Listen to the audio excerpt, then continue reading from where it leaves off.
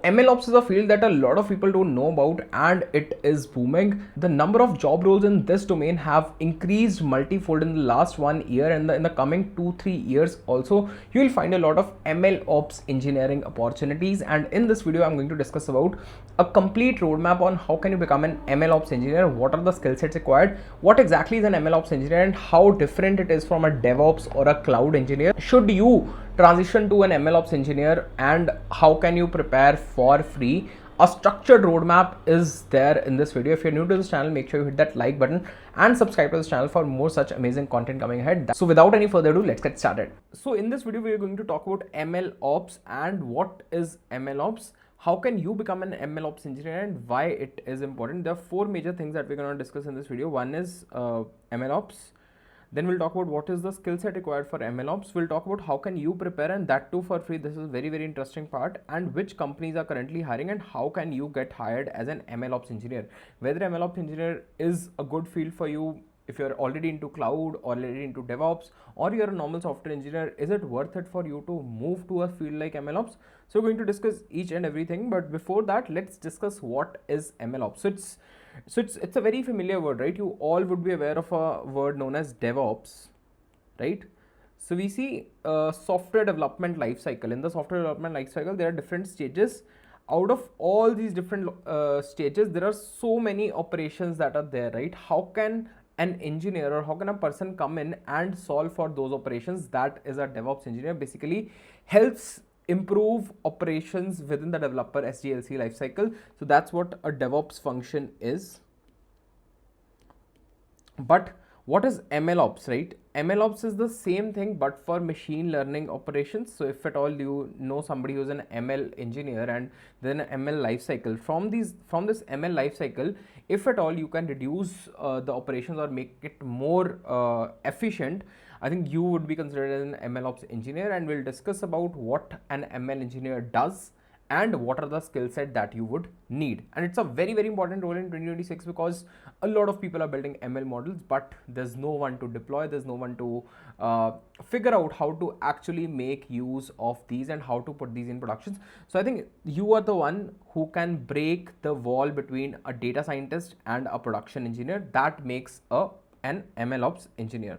So there are different things that an ML ops engineer can do. I'll start with the first one. So basically, what is this function? This basically gets in all that data, garbage in, and you can convert that into useful data. So you will be building those data pipelines that can take all this chaos and turn it into valuable data that you can use to train your models, and you can use for anything else. Internally, data pipeline has ingestion, validation, maybe transformation, and versioning. So all the data that you get ingestion is basically getting in data from different sources, validating that data, whether it is useful, not useful, transforming that data, and versioning that data, so that after 6 months, if at all you need the previous version, you can go back. Second thing that is most important is experiment tracking. This becomes very important because every day we are doing something new. Let's say if you did something 15 days ago, and if you want to go back to it, there is no way to go back because you might name it very, very differently. There would be same name for like 10 files, and you can't manage that version. You can think of experiment tracking. Basically, it's a Git for machine learning, wherein all the things that you have done, you have built some machine learning models. How can you save those, and you can track those with respect to parameters, with respect to metrics, with respect to artifacts.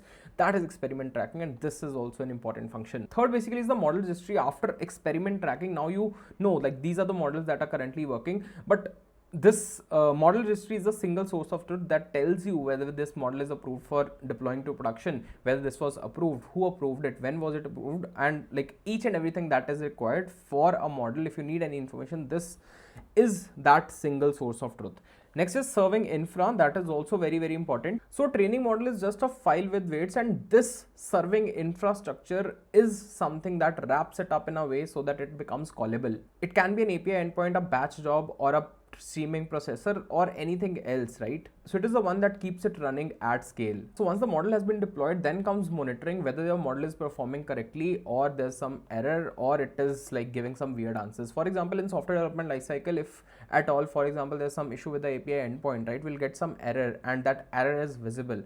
But what happens in a machine learning model that we build, it might start giving you wrong answers, or it might start giving you lower quality answers. Now how can you monitor that? I think that's very, very important, and that's also one of the important functions. And the last one, it's retain trigger. You see there's a small feedback loop written here. So this feedback loop would go from this to this, and it's like you need to retrain models from time to time, but it's not that you just keep on retraining it every time. It depends upon a lot of different things, be it how the model is currently performing, what is the model size, what is the what are the kind of quality answers it's giving, and based upon that it needs to retrain itself. But again, it takes a lot of compute, it takes a lot of other different things that are required for training and retraining it. So we try to schedule it in a way, but you'll understand on how can you, there's something known as scheduled retraining, or there's something known as drift alert retraining. So it depends upon different factors of retraining. There are multiple versions of it. So now rather than CI/CD, that is continuous integration, continuous deployment, you have something known as continuous training, because this is very, very specific to machine learning models, because they need to get trained like based upon the data available, based upon the requirements, and a lot of different things. So now it's CI/CD automation, and I think this becomes the backbone of all the steps that we have discussed above. If you want to become an MLOps engineer in 2026, these are the skill sets required. I think you are a combination of a lot of things. First, you need to know ML fundamentals. I think machine learning fundamentals are very important for an MLOps engineer. Doesn't mean that you just need to deploy ML models, you also need to know how to train these models, right? So you need to know different frameworks like PyTorch, TensorFlow, scikit-learn. You need to know model training, evaluation, you need to know feature engineering. I think this becomes an important part so that you can deploy or you can handle other functions of MLOps correctly. So basic fundamentals of machine learning are very important. Next is software engineering. You should be knowing the basics of software engineering. Like I'm not asking you to learn data structural algorithms, but you need to write code like a dev. Like you need to know coding in any one language. You need to know Git and version control. I think this becomes very, very important because you will be setting this up for a lot of different things. Python, API scripting, these are the languages you should be aware of, and CI/CD pipelines. If you are a DevOps engineer or a cloud engineer, you would already be aware of.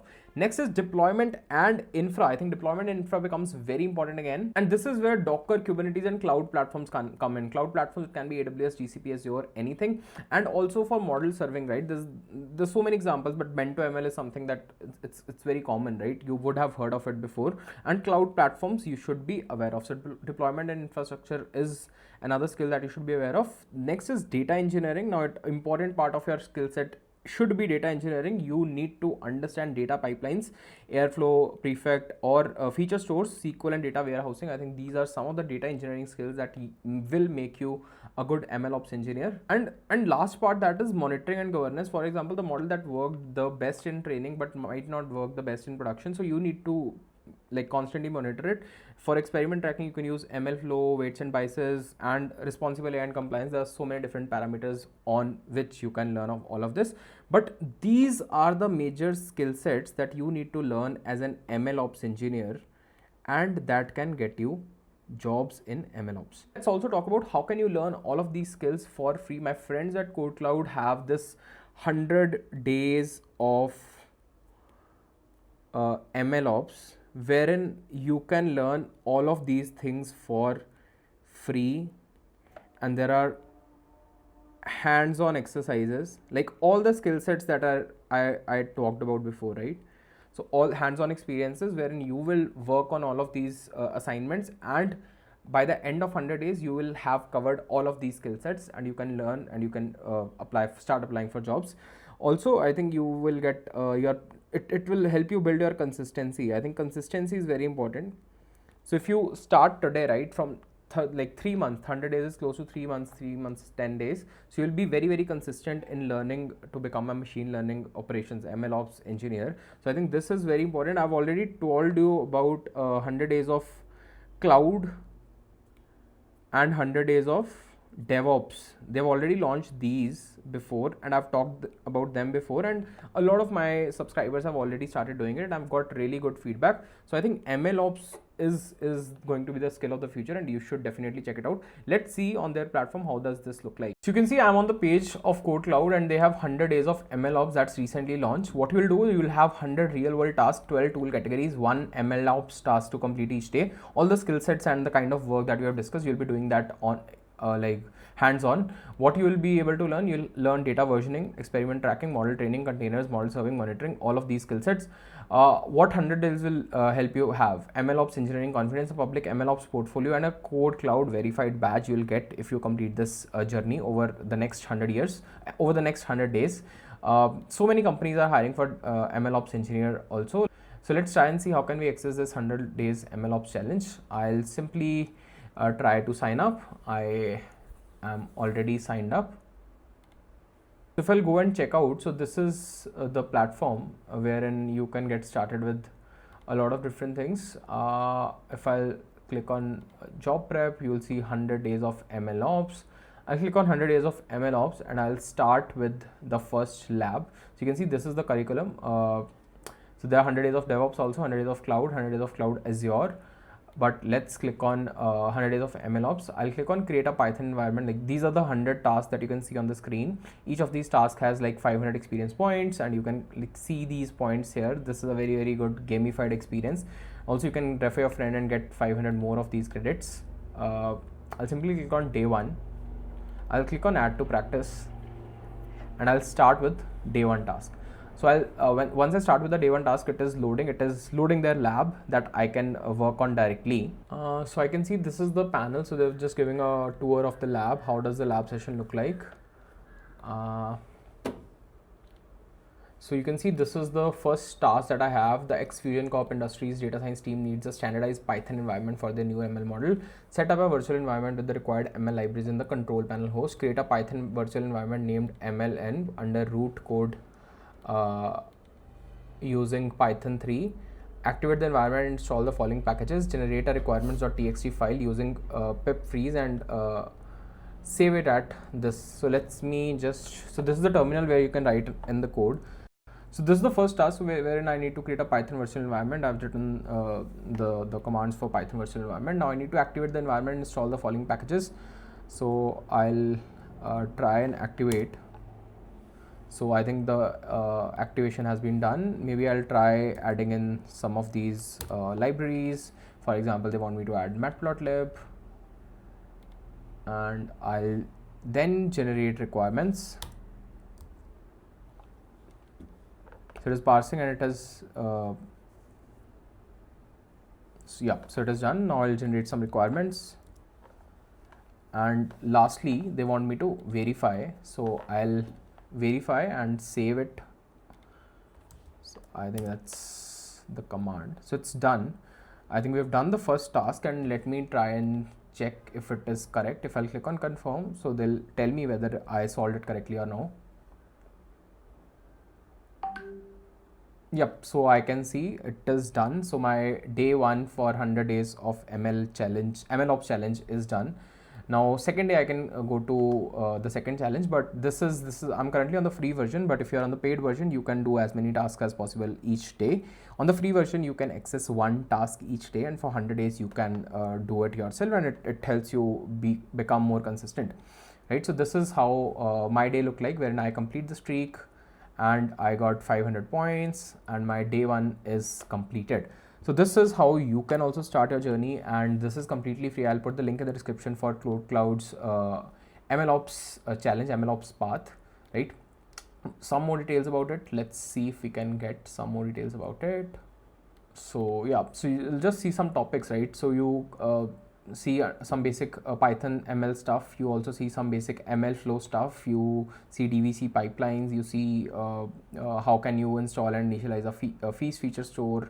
How can you set up a local ML dev environment with Docker Compose? How can you add Prometheus as a Grafana data source? So all of these things, right? End-to-end ML CI/CD pipeline. How can you do that? So I think all of these things that we discussed, and also there are some projects, capstone projects, like there are 4 capstone projects on last 4 days, when you will build an end-to-end ML system, monitoring and automated retaining, orchestrate the full MLOps loop, and close the loop with Prometheus and Grafana observability. Plus, you get a badge from Cloud if you complete this on time. So make sure you do check it out. And now let's see how can you get a job with MLOps and which all companies are hiring. You know, there are so many recruiters and so many companies hiring for MLOps engineers. Let me just go through some of the roles. So you can see all these bigger tech companies like HPE, Toast, Nutanix, Quest Global, Testline, Airbus, a lot of companies, like bigger tech companies, even LinkedIn is hiring for a senior MLOps engineer, and all of these skill sets that we discussed are required, and you can get and start applying for these. And this is a relatively newer role. A lot of people don't know about it, so you can get an edge in the interviews if you are aware of this skill set, and you can like become the best in very very less time, because there's lesser competition in this role because a lot of people are not aware about it. So you can see there's so many companies hiring. If even if you go to a platform like Insta Hire, right? I'll go to Insta Hire and see there are so many job openings for MLOps engineers. So these are MLOps. It is not showing specifically for MLOps, but you can see MLOps jobs because this is a relatively newer position. But a lot of companies like staff MLOps engineer is being hired at Toast. You'll find MLOps engineer, like machine MLOps engineer at Avamo. So there are so many startups also who need to hire this, and this is the job openings are going to increase in the coming few years. So definitely it's a must learn skill that you want to that you should check out.